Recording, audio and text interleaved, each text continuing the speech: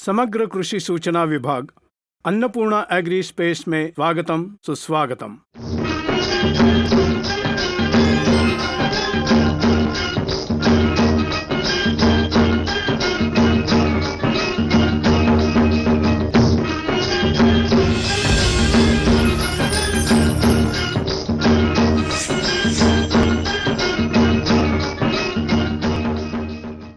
आज इस विभाग में हम मैंगनीज, मोलिब्डेनम, बोरॉन और क्लोरीन ये 4 सूक्ष्म धातु पौधे के जीवन चक्र में कैसी भूमिका निभाते हैं, उनकी कमी हो तो कैसे लक्षण दिखाई देते हैं, इनकी कमी को कैसे पूरी कर सकते हैं, इसके बारे में जान लेंगे।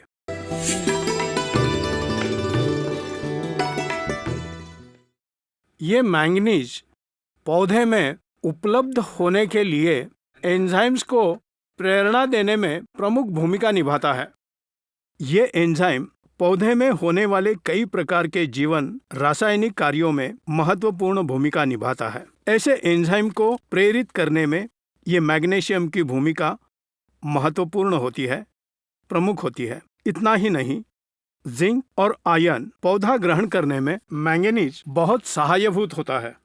आप ये देखिए कि जिंक और आयरन को पौधा अच्छी तरह से ग्रहण करने के लिए, मतलब जमीन से इसे ग्रहण करने के लिए, उन्हें जीवन रसायन कार्य में इस्तेमाल करने के लिए मैंगनीज की भूमिका महत्वपूर्ण होती है। इसलिए हम जिंक और आयरन का इस्तेमाल करते वक्त हम इस मैंगनीज को भी इस्तेमाल करना चाहिए। इस मैंगनीज की कमी की वजह से पत्तों के नसों के बीच का रंग हल्के पीले रंग में बदल जाता है। इस तरह पत्तों के नसों के बीच हल्का पीला रंग बदलने के बाद थोड़े ही दिन में वो गेहूं के रंग में बदलकर पत्ते सूखने लगते हैं। बहुत से लोग कहते हैं कि पौधा देखने में अच्छा है लेकिन पत्ते सूख गए हैं। मतलब पत्तों के नसों के बीच का रंग हल्के पीले रंग में बदलने के बाद थोड़े ही दिन में गेहूं रंग में बदलने के बाद पत्ते सूख जाते हैं। ऐसे लक्षण दिखाई देने के बाद पौधों में मैंगनीज की कमी है, यह हमें जानना चाहिए।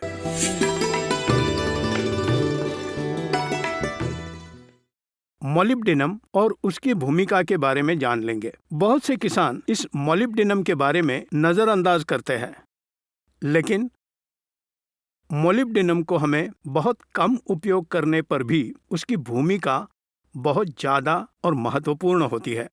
ये ऐसा है कि हम देने वाले उत्पाद नाइट्रोजन और फास्फोरस रसायन के रूप में होते हैं। मतलब नाइट्रोजन नाइट्रेट के रूप में होता है। इस नाइट्रेट को पौधे में नाइट्राइट के रूप में, ध्यान दीजिए, नाइट्रेट को नाइट्राइट के रूप में या अमीनो एसिड जैसे सहज रूप में बदलने के लिए सिर्फ एक उत्पाद है, वो है मोलिब्डेनम। अगर मोलिब्डेनम ना हो तो रासायनिक रूप में होने वाले नाइट्रोजन या फास्फोरस को हम देने से वो सहज रूप से नहीं बदल पाएंगे। वो पौधे को कुछ ही भागों में जमा होकर उस तरह सभी प्रकार के जीवन कार्यों में रुकावट डालते हैं। इसीलिए हमें कम से कम 50 ग्राम मोलिब्डेनम हमें नाइट्रेट से अमोनियम मोलिब्डेट के रूप में मोलिब्डेनम उपलब्ध होता है, उसे देना चाहिए। इसे हमें बस एक बार, वो भी ग्रोइंग स्टेज मतलब प्रथम अवस्था में एक बार देना चाहिए। इसे हमें 50 ग्राम से 100 ग्राम तक छिड़काव करने से इस्तेमाल करने वाले नाइट्रोजन और फास्फोरस पूरी तरह पौधे को मिल सकता है।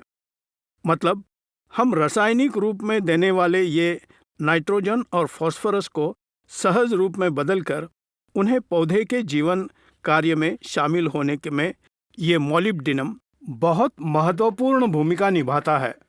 बस 50 ग्राम मोलिब्डेनम आप उपयोग करने वाले एक बोरी यूरिया या एक बोरी डीएपी पूरी तरह ग्रहण करने में ये सहाय करता है। जब भी पौधे में मोलिब्डेनम की कमी होती है, पौधे की बढ़ोतरी रुक जाती है, पत्ते झड़ने लगते हैं, क्योंकि नाइट्रोजन और फास्फोरस को पौधा ग्रहण नहीं कर सकता मोलिब्डेनम ना होने से। इसलिए पौधे की बढ़ोतरी रुक जाती है और जड़ व्यवस्था की भी वृद्धि नहीं होती। इस वजह से शंटेड ग्रोथ, जैसे पत्ते झुरने लगते हैं और पौधे की वृद्धि नहीं होती। ऐसे लक्षण दिखाई देने पर 50 से 100 ग्राम अमोनियम मोलिब्डेट जो मार्केट में उपलब्ध है, इसे हम स्प्रे करने से पूरी तरह से नाइट्रोजन और फास्फोरस का उपयोग होकर पौधे की सहज रूप से वृद्धि होती है। इस मोलिब्डेनम की उपेक्षा नहीं करनी चाहिए। केवल 50 ग्राम ही है, इसलिए उपेक्षा ना करें। अमोनियम मोलिब्डेट थोड़ा महंगा है। कम से कम 50 ग्राम हर फसल में एक बार प्रथम अवस्था में स्प्रे करें। इस तरह स्प्रे करने से हम उपयोग करने वाले नाइट्रोजन और फास्फोरस इनका पूरी तरह से विनियोग हो जाएगा। नहीं तो हम कितनी भी बोरियां यूरिया DAP का इस्तेमाल करने पर भी फल नहीं मिलेगा। इसलिए हर किसान को अभी से इस मोलिब्डेनम की मुख्यता को जानकर इसे हर फसल में प्रथम अवस्था में एक बार स्प्रे करना ही चाहिए।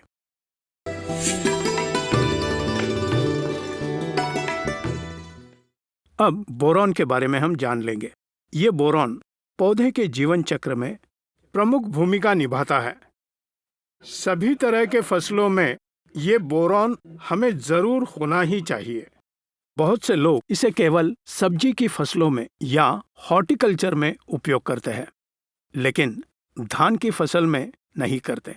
लेकिन हर फसल में ये बोरॉन की आवश्यकता बहुत है।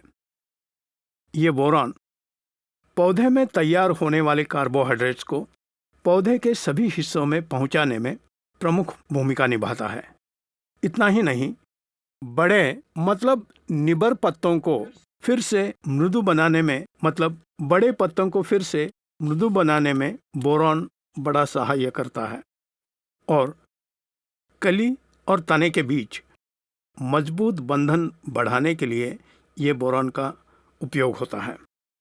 इसलिए फूल झड़ते समय गौर कीजिए, फूल झड़ने का कारण पौधे में फास्फोरस की कमी, बोरॉन की कमी या कॉपर की कमी होती है। इन तीनों में से किसी की कमी हो तो फूल झड़ने लगते हैं।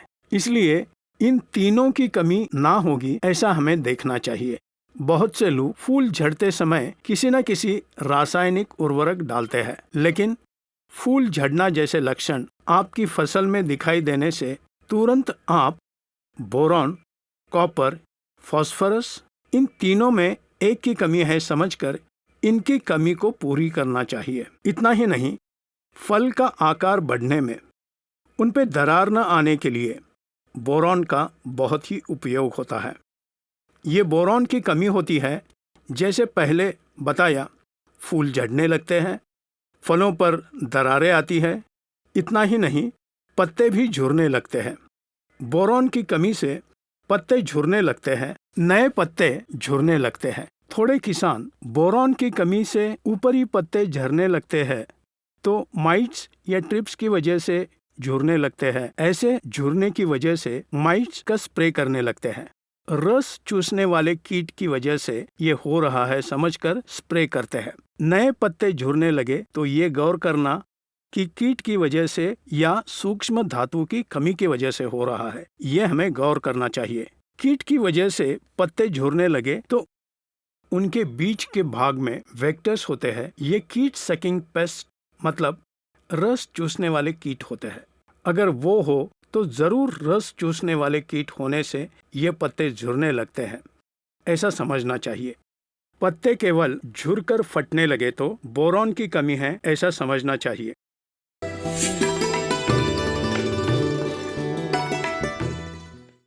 अब आखिर में है क्लोरीन। ये क्लोरीन प्रकाश संश्लेषण प्रक्रिया में सहाय करता है। इतना ही नहीं, पौधे के सभी भागों में ऑक्सीजन और कार्बन डाइऑक्साइड को पहुंचाने में ये क्लोरीन प्रमुख भूमिका निभाता है। लेकिन इसकी कमी के बारे में चिंता करने की जरूरत नहीं है। चिंता की जरूरत नहीं है क्योंकि ये पानी में या जमीन में बहुत कम हो तो भी काफी है। इसका ज्यादा होना भी ठीक नहीं। हमें खास करके क्लोरीन की आपूर्ति करने की जरूरत नहीं है, इसलिए इसके बारे में चिंता करने की खास जरूरत नहीं है। बचे हुए 6 मूल तत्व इन सूक्ष्म धातुओं को हम जैसे कि zinc, manganese, copper, molybdenum, boron, iron, ये 6 मूल तत्व किसी भी हालत में कमी ना होना है ऐसे देखना चाहिए। हमें इन 6 मूल तत्वों को कैसे इस्तेमाल करेंगे इससे पहले एक टेबल के बारे में बात करेंगे। ये प्रथम पोषक तत्व नाइट्रोजन, फास्फोरस, पोटेशियम पौधे के अवस्था के अनुसार कैसे इस्तेमाल करना है, वैसे ही द्वितीय पोषक तत्व जैसे कि कैल्शियम, मैग्नीशियम, सल्फर, इन्हें कैसे उपयोग करें इसका एक टेबल बना चुके हैं हम। उस टेबल में ये 6 सूक्ष्म धातु को कैसे उपयोग करना, किस अवस्था में उपयोग करना, अब हम जान लेंगे। इन 6 प्रकार के सूक्ष्म धातुओं को मिलाकर एक मिश्रण बनाना चाहिए। ये मिश्रण इस तरह बनाना चाहिए: एक जिंक 33%, 2 kg, बोरॉन 10.5%, 5 kg उपलब्ध होता है, छोटे छोटे दानों में मिलता है ये, वो 5 kilo, manganese sulphate 1 kilo, ferrous sulphate 1 kilo, copper sulphate 1 kilo. इस तरह 10 किलो का मिश्रण तैयार करना है। अगर मुझे पूछे तो मोलिब्डेनम को जमीन में डालने से भी मोलिब्डेट को प्रथम अवस्था में 50 से 100 ग्राम एक बार स्प्रे करना चाहिए, क्योंकि 50 ग्राम मोलिब्डेनम इस 10 किलो मिश्रण में मिलाकर डालने से वो पूरी तरह से जमीन पर नहीं फैल सकता और उपलब्ध भी नहीं होगा।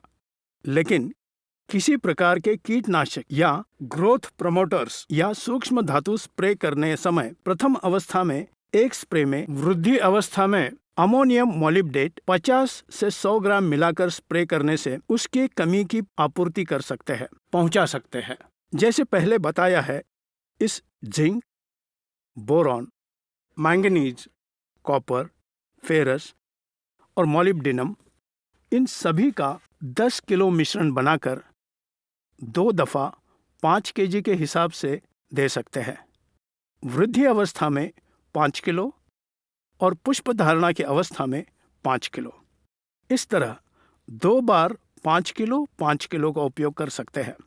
अगर ये संभव नहीं होता तो वृद्धि अवस्था में ही 10 किलोग्राम दे सकते हैं। इस तरह हर साल और हर फसल में ये 10 किलो सूक्ष्म धातु का मिश्रण डालने से किसी तरह की सूक्ष्म धातु की कमी नहीं होगी।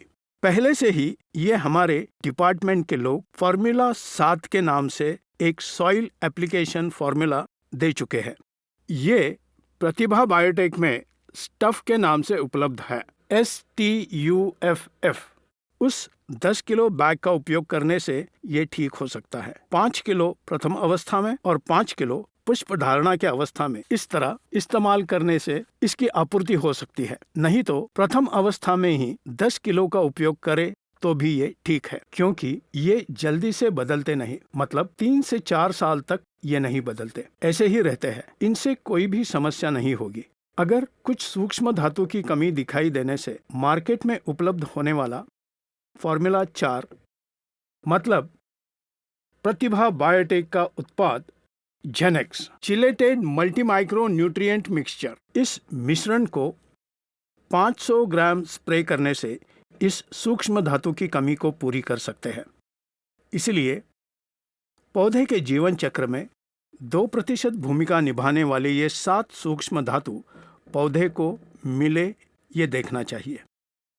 इनमें क्लोरीन के बारे में ध्यान देने की जरूरत नहीं है। बचे हुए 6 मूल तत्व हमें पौधे को देना ही चाहिए, या फिर मृदा परीक्षण करके कौन सा मूल तत्व की ज्यादा कमी है ये जानकर हमें उसका उपयोग ज्यादा करना चाहिए। यह है इन सूक्ष्म धातुओं को किस अवस्था में कितना उपयोग करना है, उनकी भूमिका क्या है, ये जान चुके हैं। धन्यवाद।